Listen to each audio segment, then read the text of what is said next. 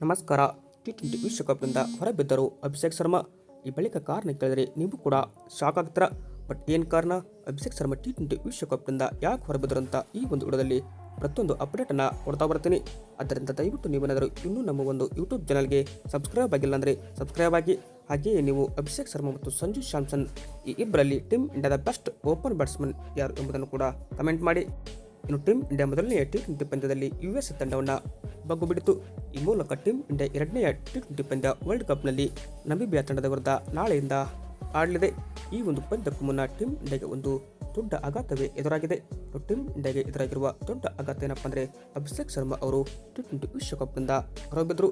But ಯಾಕೆ ಹೊರಗೋದ್ರಂತ ಕೇಳ್ತಿದ್ರೆ, ಮೊದಲನೆಯ T20 ಪಂದ್ಯದಲ್ಲಿ ಯುಎಸ್ ತಂಡದ ವಿರುದ್ಧ ಅಭಿಷೇಕ್ ಶರ್ಮಾ ಅವರು ಡಕೌಟ್ಗೆ ಔಟ್ ಆದರು. ಅದು ಅಲಿ ಖಾನ್ ಅವರ ಬಾಲಿಂಗ್ನಲ್ಲಿ ಔಟ್ ಆಗಿ ಟೀಮ್ ಇಂಡಿಯಾ ಅಭಿಮಾನಿಗಳಿಗೆ ನಿರಾಸೆ ಮೂಡಿಸಿದರೆ, ಇತ್ತ ಎರಡನೆಯ ಟಿ20 ಪಂದ್ಯದಲ್ಲಿ ಅವರಿಗೆ ಬರುವ ಅವಕಾಶವಿಲ್ಲ. ಮೊದಲ ಟಿ20 ಪಂದ್ಯದಲ್ಲಿ ಬ್ಯಾಟ್ ಮಾಡಿದ ಅಭಿಷೇಕ್ ಶರ್ಮಾ ಫೀಲ್ಡ್ಗೆ ಇಲ್ಲಿ ಬರಲೇ ಇಲ್ಲ, ಮಾಡಿಲ್ಲ. ಯಾಕೆಂದರೆ ಹೊಟ್ಟೆಗೆ ಗಾಯವಾಗಿ ಹೀಗಾಗಿ ಫೀಲ್ಡ್ನಿಂದ ಅಭಿಷೇಕ್ ಶರ್ಮಾ ಅವರು ಕಾಣಿಸಿಕೊಳ್ಳಿಲ್ಲ. ಅವರ ಬದಲಾಗಿ ಸಂಜು ಸ್ಯಾಮ್ಸನ್ ಅವರನ್ನು ನೀವು ಫೀಲ್ಡ್ನಲ್ಲಿ ನೋಡಿರಬಹುದು.